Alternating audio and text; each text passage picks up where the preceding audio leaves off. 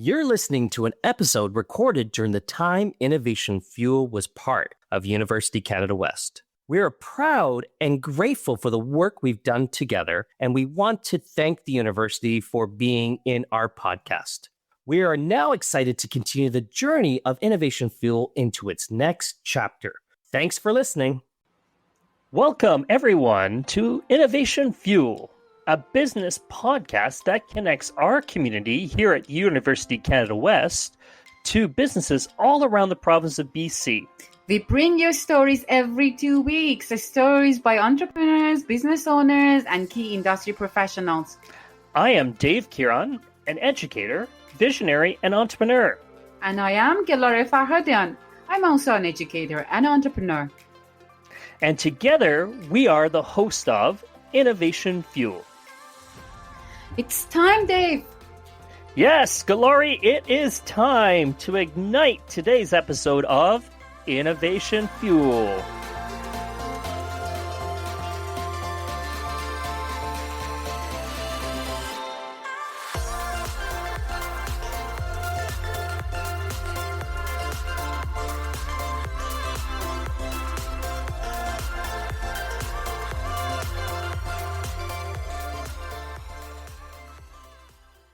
Our guest today is Aidin Tavakkol. Aidin is a Chief Product Officer and the founder of LimeSpot. Welcome, Aidin, and thank you for joining us today in our virtual studio. Thank you for having me. Aidin, we're very glad to have you join our show today. It seems that you've been a very successful entrepreneur over your lifespan here. Can you tell us a little bit about you? Because our listeners want to know who is Aidin and, how did you end up in the world of entrepreneurship? So, like I said, my name is Aidin Tavakkol. I'm from Iran, and LimeSpot is the third company that I've started. If you want to really ask me how it started, it all started when I was really young. I was 15 years old and by the way, I'm close to 40 right now. So if you want to have an idea about the dates. So it was almost 25 years ago, back in Iran, back in the day, there was no internet. That was the very early days of internet in the world as we know it today. In that time frame, there was this thing called BBS systems, bulletin board systems, which were basically online communities that you would dial up into from your phone line and sort of communicate with other people, chat and teleconference and some forums and something like an email.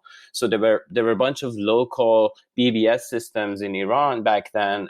Some of them were very popular, having hundreds of phone lines, and it was actually a very interesting experience to be a part of that when I was a teenager.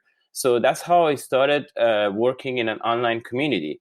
But then a very interesting problem came up for me as a teenager in my parents' home, which was the phone line always being busy. I wanted to be always connected to that system, and it meant that, first of all, phone was not really cheap back then. And secondly, people wanted to call, right? So we had this problem and parent-child fights going on all the time because my mom would pick up the phone and I get disconnected in the middle of a conversation, or someone wanted to call and the phone line was busy for 24 hours. So we had that problem. It was a major issue for me because I had to decide whether I want to continue doing this, which was something that I liked, or buy a new phone line, which was not possible. I didn't have the money. It was complex. So back then, I figured out something. There was a protocol available in the BBS systems where I could use to connect to the BBS and download everything offline, do my things, and connect again and upload them again. So I quickly started building an app for it. I started programming when I was 12 years old in school in a summer program, and this was the first time I was actually putting that to use for myself. So I created an app, in our today's words, that would let you connect with the BBS and download a zip file with all the content since the last time you were online. And you would disconnect, you use this app to read all the emails, all the forums and everything. You could reply to them and create another zip file. And then you would go online again and just upload that and everything would go in their places. So that was my first time building something that actually worked. And then I kept adding features to this because it was my own hobby, and I gave it to my friends to use. And then after like a few months, I would say like 5-6 months, I realized that, someone told me, do you even know how many people are using this? I said, no. I said, yeah, I think everyone is using it. You should put a counter somewhere. So I added a counter to the next version to see how many people are using it. And after almost a month, I realized that 30,000 people were using this app. Wow. And I just gave it to friends, and friends gave it to other friends, and then suddenly became a thing. So very quickly, some other programmers approached me and say, hey, I have a really nice Persian editor that I can add to your tool. Do you want to add that? And I said, for sure, let's do that. So we kept adding features to this. Then you could create like emails that were colorful. I don't know if anyone remembers those days. We had something called ANSI. So it supported ANSI and all those things. And it became a really good tool. It was actually better than all the non-Persian tools that existed in the market. So very quickly, a large government organization contacted me and said, hey, we have this BBS and we want to sponsor your app. So you put our logo on top of your app. And so we talked about it. And basically after a while negotiating, I sold the license to them for a huge amount of money for me as a 15-year-old. It was really big amount of money. So and it was so funny because they couldn't even pay me as a child. I couldn't really get paid by a government agency for work I was doing because it was probably child labor or something. So so anyways, they figured something out, and I remember I went to that org with my mom and got a check in her name and went to the bank and created this account and deposited the money. So anyways, so that was my first experience making money for doing something with programming, and it was really sweet. It was lovely. So I never stopped after that. I mean, right after that, I mean, because of my I don't know if I should call it popularity or whatever. The other people approached me for similar things to develop for them. So I kept doing that, and this became my primary job instead of going to school and studying. And obviously, my parents were not really happy about it. They said, you know what, do whatever you want, but you need to go to university. I don't know how you want to do that. Do as much as you want, make as much money as you want, but you need to make sure that you get accepted in the university. And so I failed the first year, but I ended up finding a way to get to a university for software engineering. So my background is software engineering in my undergrad, and then I was lucky then to immigrate to Canada after a few years of my graduation, and sort of took my MBA degree here in BC, University of Victoria. That would be my sort of educational background. But then, since you know now, I was not a sort of school person per se. So I started a company second year in the undergrad program with two of my friends. One of them my classmates, and the other one a friend of a friend. We started a company building software for internal collaboration for large organizations. Again, we are talking about Iran, a country that has been under sanctions for 40 years now. And so there is no software coming in from the outside. There is no ERP systems. There is no Oracle. There is no Microsoft. There is no SAP or anything like that. So we found that really fascinating, that we could build something that helps Iranian organizations to work in a modern way. So we started this software company building a collaborations tool to begin with, but very quickly it became very popular because the software was the first web-based software solution in Iran. This is 1999. And it quickly became popular. And that company, after, I want to fast forward, after almost 10 years, that company became the second largest tech company in Iran that was privately held. The company, when I was leaving it in 2012, had close to 300 people. We were serving 1.8 million end users in enterprise. and had more than 50% market share in most of the markets that we were targeting, which were large organizations from industrial plants to universities to hospitals and stuff like that. Our software was an ERP solution that would cover is enterprise resource planning, is an integrated software solution that covers all the areas of a large organization's operations, workflows, and backend, from payroll to human resources to financials, budgeting, inventories, logistics, and vice versa. So yeah, that's how it started for me. In 2012, I moved to Canada and I started my MBA program. But very quickly after, since it was school and I'm sort of allergic to school, it's always good for me. I start companies in school. We started LimeSpot during my MBA program with another friend of mine and my co-founder from the previous company. The reason, not the reason, but the idea of LimeSpot actually came up when we were sort of working with my co-founders on new ideas to start something in Canada. We all had different backgrounds around software, and then there was this moment at the end of mid 2012 when financial statistics came out from year 2011, and we realized that e-commerce for the first time hit $1 trillion worth of transactions in 2011. And Facebook at the same time hit 1 billion users. And those two were very strong signals for us that this is where the world is going. I was already fascinated with all the data mining and what we called business intelligence in the ERP world.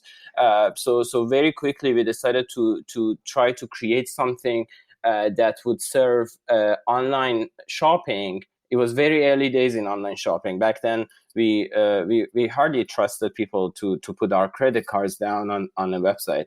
Shopify was becoming successful and popular back then.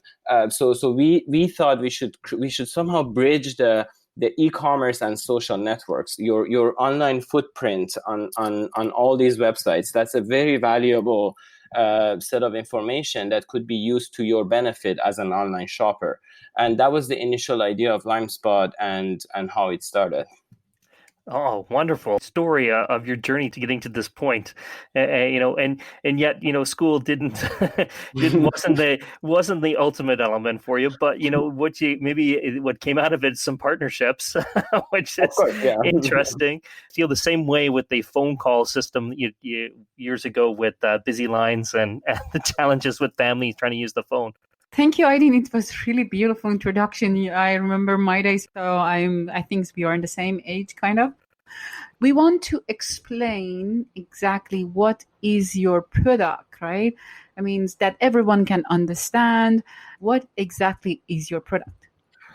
I have an easy way to put it, and then I'm going to dig deeper a little bit. So we all use Amazon and Netflix these days, and we all see all those recommendations that those services provide to you. They guess what you might want to do, what movie you want to watch, what series might be interesting for you based on your behaviors and your past history. When you shop in Amazon, you look at a product and you see a lot of recommendations around that. You might want to buy this together, or people who bought this also bought that, and all sorts of recommendations that would drive merchandising for an online store. To keep it very simple, that's what we do. We use data intensively in our AI engine, which is powered by multiple AI principles, from linguistic analysis to collaborative filtering, all sorts of trend analysis and image processing, and 8 different types of what we call AI today are mixed together in this infrastructure that LimeSpot has developed to understand products, understand shoppers from their behaviors, and also understand the global trends and shopping trends locally and globally, and recommend products to the shoppers on different channels that they touch. The channels could be the online store itself. It could be the mobile app that a particular shop has for its customers. It could be inside your chat bot when you're chatting with an online system. You might get recommendations about what you might want to do. It could be in the emails that you receive, the marketing emails that you receive from different brands. So all those areas where a shopper actually has a touch point with an online brand, LimeSpot helps to personalize the message, to personalize the content.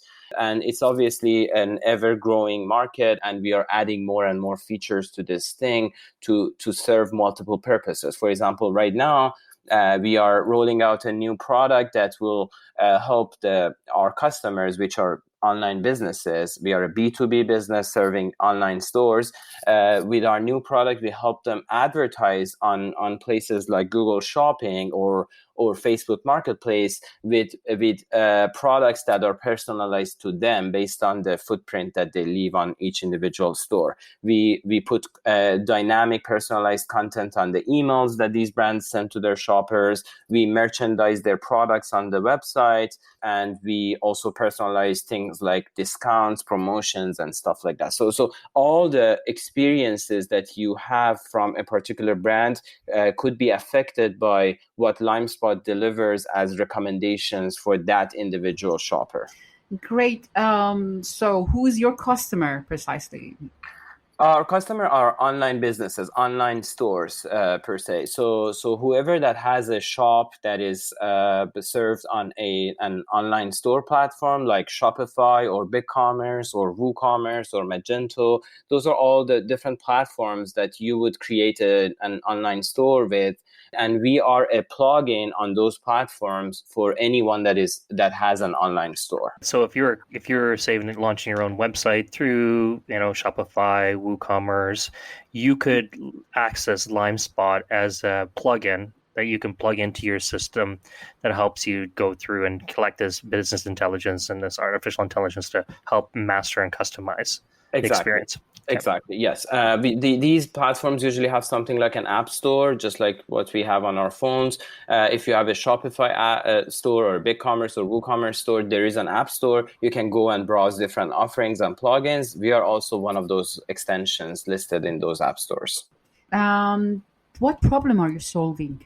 The problem we are solving is actually a modern problem that people are dealing with. It's called the choice overload problem. So we are all dealing with a sort of paralysis in our decision making these days. I don't know if you want to buy something from an online store, let's say Amazon. You want to buy a pair of shoes. You get so many choices in front of you that makes your decision making pretty much impossible. We are trying to show only the relevant items to you. Relevance means the price points that you make purchases, the material that you are interested in, the models, the styles. If we are talking apparel, for example, we all have our own sort of criteria buying anything apparel. Each one of us would see things that are relevant to them so they can make that buying decision faster and easier. And that is the choice overload problem solution that we are providing. Who is your competitor? There are multiple competitors in the space. Obviously, this is a very hot space for tech companies, especially people are coming towards this direction from other areas as well. So there are a number of competitors in the market that do similar things, but there are material differences in the way we serve and the technology works. In our current market, a recommendation engine or a personalization engine usually drives around 18% in average of additional revenues for the stores that use those technologies. But in case of LimeSpot, we've increased that 18% to close to 29% average. The reason is that our engine is actually intelligence in a way that it understands the products. It reads the the text and images of the products, just like we do as human beings. It understands who is the target audience for each product based on the description, and it merchandises based on that, which makes it really smart compared to other players in the market. So I guess there are competitors, but we don't usually compare our technology with them in terms of performance. Thank you, Aidin. Aidin, do you have any byproducts?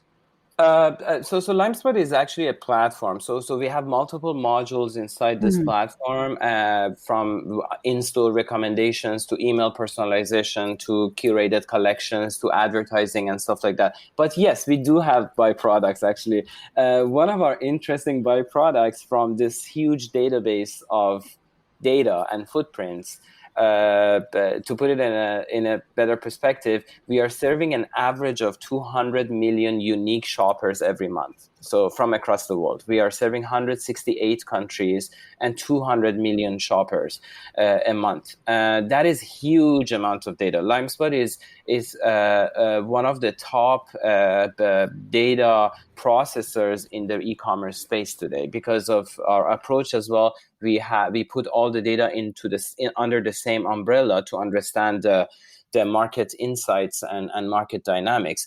And as a byproduct of this, we actually created, so when 2 years ago, this is one of the examples that was interesting. 2 years ago, when I was going for fundraising, I was the CEO of the company back then. I was going for a fundraising, and investors kept asking me about statistics, like how many, like what is how can I find out what product is sold where, or what is the best spot to sell apparel, for example, and things like that. So these questions kept coming in our investment meetings, and we went back to the office and thought, hey, why don't we just create a dashboard and just show all those things to people who have questions like that? So because we have all the data, it's just a database query to tell them what is best and what not. So we created this internal, I would call, dashboard just for me to be able to extract data and take screenshots and put in the PowerPoint for the investors, where you could go and say, hey, I want to sell apparel to Berlin, Germany. And this dashboard will tell you what kind of apparel is sold at what price point to what kind of people in that area, which was really interesting. And then suddenly one of the investors kept asking me questions in one of these meetings, and I said, hold on, let me pull this up. And I pulled it up on my laptop. I showed him, and he asked me questions, and I would query and show him the results in real time. And he said, hey, you know what? We have a company that is in your industry, so there is some conflict of interest. We can't invest in LimeSpot the way it is. But if you want to sell that, we are really interested in that product. And so, yeah, sorry, no, it's not aligned with our roadmap. But thanks for letting us know. And that product, after almost 2 years, we are now creating a product based on that sort of byproduct, in your words. So yes, we keep creating byproducts for internal or test purposes. We have a very active machine learning team that loves to play with data and come up with byproducts, and then some of them become actual products after a while. So, I see that's, so important in today's world, where we're really taking a positive step towards making sure that privacy is, protected. I think, and it kind of leads me down the next path of Aidin, is that, what are you guys doing day to day to make sure that you stay on that cutting edge, that you're being more responsive to the market and changing, adapting as the user needs? That's actually both a challenge and an opportunity for us, usually, because of this idea of being respecting people's privacy has become a core value in our company. So that is actually a benefit for us, because we don't design and implement software and then go and evaluate where it's broken in terms of privacy. We design and build based on privacy, and that's been actually a very, very big sort of very big part of our DNA to build products that are privacy respectful. And obviously, this is a very competitive space, and our competitors do not necessarily respect that the way we do. So sometimes they get cutting the sort of competitive advantages against us because they can just not care about those things and do whatever they want with the customer's data. We understand that, but our reaction to that is usually to come up with creative solutions to deliver the same results while we are still respecting privacy. I can't say it's easy. I can't say we are not spending extra resources to achieve that goal, but as a company, we see that as our value, and we want to respect people's privacy. So although it definitely has overhead and additional steps in all our processes and sort of evaluations and product rollouts, we still have incorporated that into our core processes in the company. So it's a good and bad thing. We are happy that we are respecting our values and we are not invading people's privacy. That is a very satisfying feeling for us as individuals and for the company. We have more and more customers coming our way with those concerns on top of their list. Yep. And we are definitely positioned best to provide something that works for them. But the other side of it is that we sometimes do lose opportunities because of our sort of focus on privacy, but it's fine. I'm sure all those opportunities have to respect privacy at some point in the near future. So we think they're all going to come our way very soon. Yeah. And I think, like how do you find those? Like, how do you get that messaging out that you're doing that element, and that you are taking that higher road? Like it is important because, as we know, that GDPR, like if you are found in violation, the penalties are severe. And so these retailers, a lot of them wouldn't survive the penalty.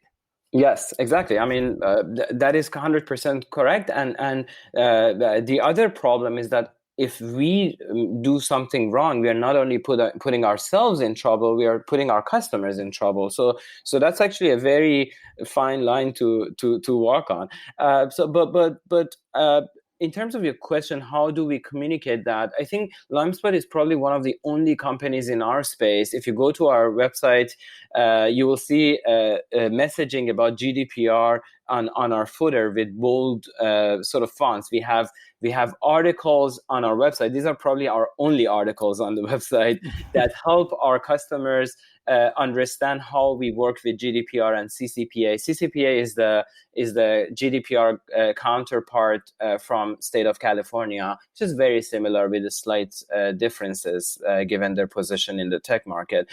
So if you go to our website, you will see that we have articles that guide our customers how they should make a decision about this. What do we do as a data processor to respect privacy, and what they are supposed to do to follow our lead and make sure the website is protected and respective of privacy. These are all things that we put center and upfront on our website. And when you come on board as a customer, we have messaging about those things in our onboarding process. We get our customers to, we have one of those annoying sort of terms of service that they need to scroll, but we have two of them actually. We have one standard terms of service and one additional one only for privacy and GDPR compliance. And we also support them with our technology to implement GDPR up to the highest standards. For example, for our European customers, this is a necessity, and we're probably one of the only companies in this space that do that.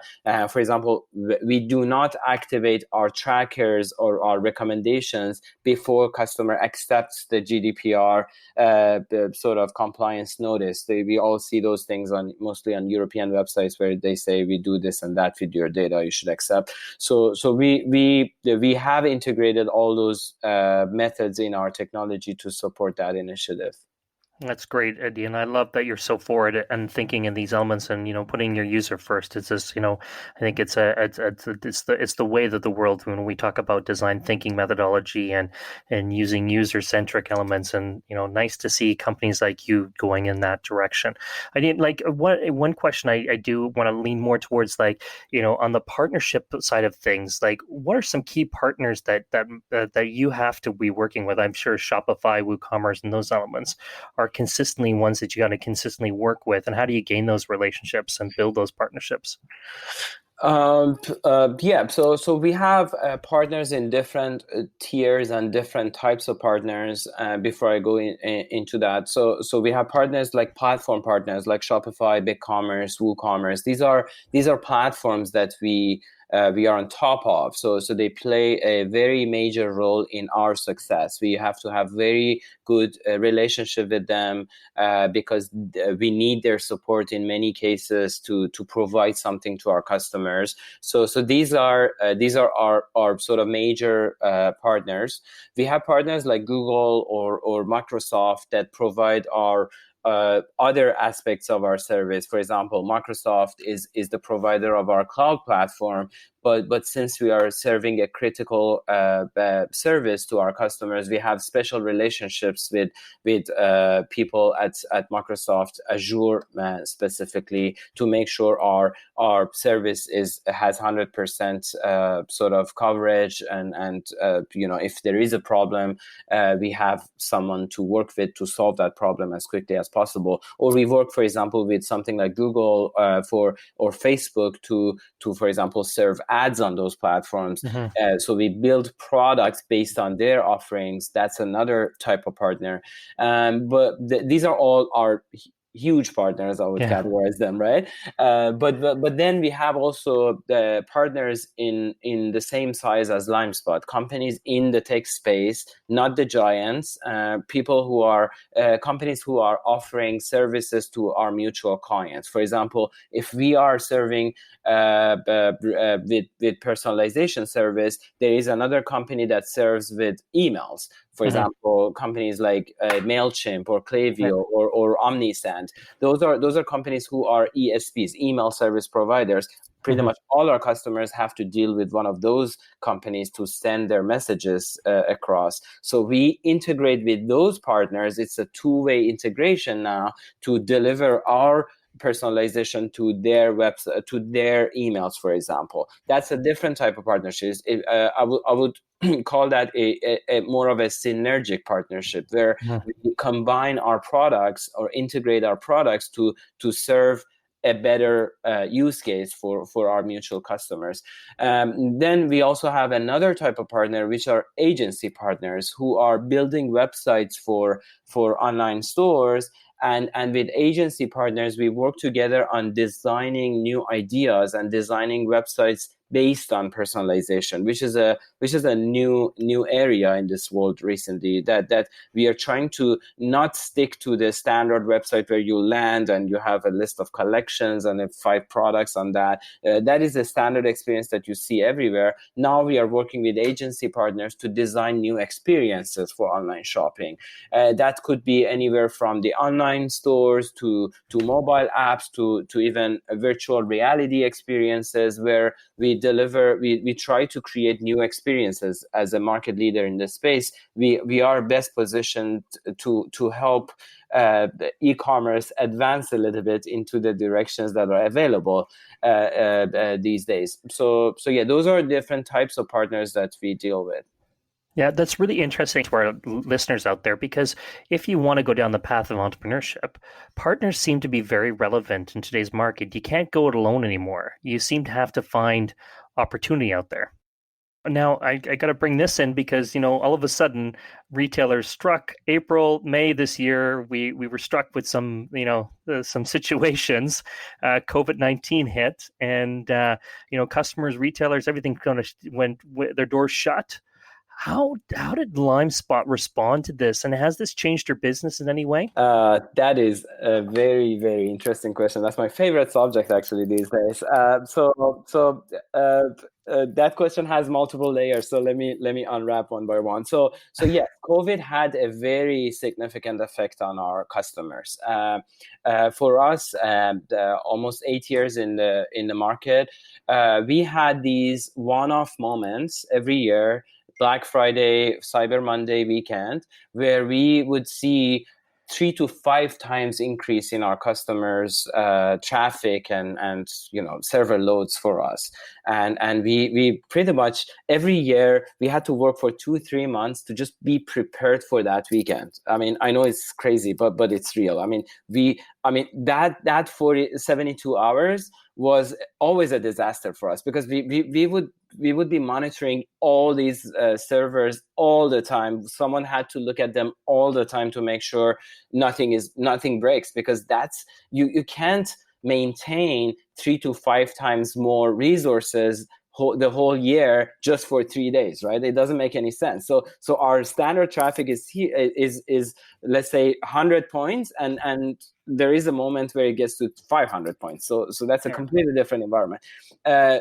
Starting mid-March, we started experiencing the same traffic. And not only for 3 days, we experienced it for 2 months. It was just like I mean, at first we thought, oh, there's a problem with our tracking. Just like something is wrong with our trackers. Maybe the dashboard has gone crazy. But then after a week, we said, no, this is real. People are actually making purchases. We had to actually go log into our customers' dashboards to see if it's real. And we realized that, yes, it's real. Thank God, I mean, we didn't break. We kept serving them. Everything worked. It was great. But then at the end of April, mid-May timeframe, traffic started going back to normal. We have different hypotheses for this. The main hypothesis is that Amazon was not able to serve the 2-day Prime delivery in that time frame because of the traffic. So people started using alternative stores to sort of buy their things and receive them fast. At this point, the traffic is lower than those 2 crazy months, but it is still like around 20% higher than average. So if we compare this June with last June, we see a 20% increase in the standard daily traffic. So that's how it affected our business, and it keeps affecting it. One thing that was really good for us, I don't think there are many businesses in the world today that can say COVID was a good thing for us, but I don't know how to put this. I'm so sorry to say that, but COVID was actually a very good helper for our business, because what we were trying to achieve in the next 3 to 5 years with the traffic, with adoption, is basically happened overnight. You can see statistics coming from different references and sources that online shopping has received a drastic adoption that we as all the players in this industry were preparing for the next 3 to 5 years. So that's its effect. It's obviously in an environment like that, if you were an online shop, the first thing that you would think is, how can I make the best out of this situation? How can I be efficient and perform better during these times? Which means that they usually, one of the first things that comes to mind as an online store is to use a personalization technology, because personalization technology helps deliver a better experience and helps you sell more. So that actually helped us, is helping a lot with new customers. We see inbound traffic on our sales channels, because people are approaching us. They are selecting a solution for this, and we are thankfully well positioned in the space, and we are getting an uplift in our new, especially on the large client base. We are getting an uplift on our new customer onboarding. That's the effect of COVID. We are expecting this to continue. I think people who have used online shopping that have never used it before now know how easy it is, and they like that experience. So I find it really hard to believe that people will go back to their old habits of shopping after this is gone, assuming it goes away at some point soon. Great information and good talk. At the end, what is your plan for the next 5 years for your business? Sure. So for the next 5 years, we are going to keep working on positioning LimeSpot as a data processor engine for retail. We are now connecting with different areas of retail. Up to this point, we've been mostly focused on the online shopping experience and all the sales and marketing areas. Right now, we are working on integrations and sort of feeding additional data from other channels, including the supply chain, for example. As the world moves towards online shopping, logistics and supply chain becomes more and more important. That's the competitive advantage for retailers. That's how Amazon is winning the world, because they have infrastructure and they are using data to know where to store their products to have the cheapest cost of delivery to their end shoppers, right? So things like that, adopting data solutions to make the right business decisions in the supply chain, where to buy from, where to store your products, and how to deliver them to your end users. Those are really important questions that retailers have started asking now, especially after seeing how Amazon is eating their world. So that is what we are currently doing, helping customers basically optimize their profits. Right now, we are optimizing their revenues, and we are moving towards this direction to help them optimize their profits and increase their margins so they can deliver cheaper products to their shoppers. This also obviously has a lot of effect on carbon footprint and environmental issues. If people use more efficient channels for their supply chain, it's going to help a lot with our current disastrous environmental issues as well. So those are places that we can help retailers and the direction we are taking. So one final question for you, my friend. It's been great having you so far. We have some budding entrepreneurs out there. Is there any last, pieces of information that you might want to share with some budding entrepreneurs? Some of our University Canada West students might want to jump into the entrepreneurial world. If there are any words of advice you could provide them. Of course. First of all, I think the way I described my school experience might sound like I did not get any value from school. It's definitely not the case. I want to acknowledge that one of the main drivers of success that we have today in LimeSpot was the help that we received from our mentors, from our coaches, and school in general. While I was in the MBA program, they helped us with even starting the company and finding the right fit for our MVP, for our first version of the product, and all the help we received for fundraising. And so for the students that are hearing me, I think you should use all the resources that are available to you from the school. Don't be shy. It's their job to help you be successful. And I think you need to understand that it's really hard for a recently graduated student to figure out everything by themselves. But there are resources out there from people like myself that are willing to help you set up business and become successful. The other thing is that I think this is a great dynamic space, and although it's very crowded, but there is still a lot of opportunity flying around. If you are interested in doing something new, you are best positioned to think about those things because you are out of the industry. You don't know what we are doing and how we are doing things. So you can think of creative and innovative ideas to change the world as we know that. And if you look at all the successful companies, including Amazon, they figured that the only way to be able to deliver cheap products is to buy an airplane and ship their products directly from China. No one else had thought about that before, right? So those are the kind of things that I think students with their smart and new worldview are best positioned to think about and come up with. Thank you, Aidin, for sharing your story with us today. Thank you. Thanks for having me, Galera. Thank you. If you would like to know more about Aidin and LimeSpot, please visit limespot.com. If you would like to continue the conversation with Galari, Aidin, and myself, tweet us using hashtag UCWInnovate or hashtag FuelMeUCW. Before we end today's episode, we want to add that University Canada West, we believe that our students are the future of Canada. Same as what the Aidin said, come on and abuse all the resources that you have in UCW. Yes, you are so right. We have all the right tools, and we're bringing your real life stories into the classroom. We can take this and help them embark on their journeys to becoming the next leaders of tomorrow. One way to do that one is through the Capstone internship program.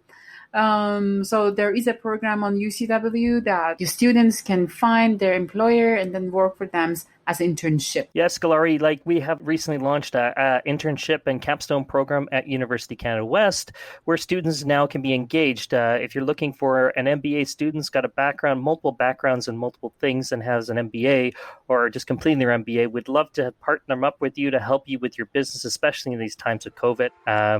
Thank you.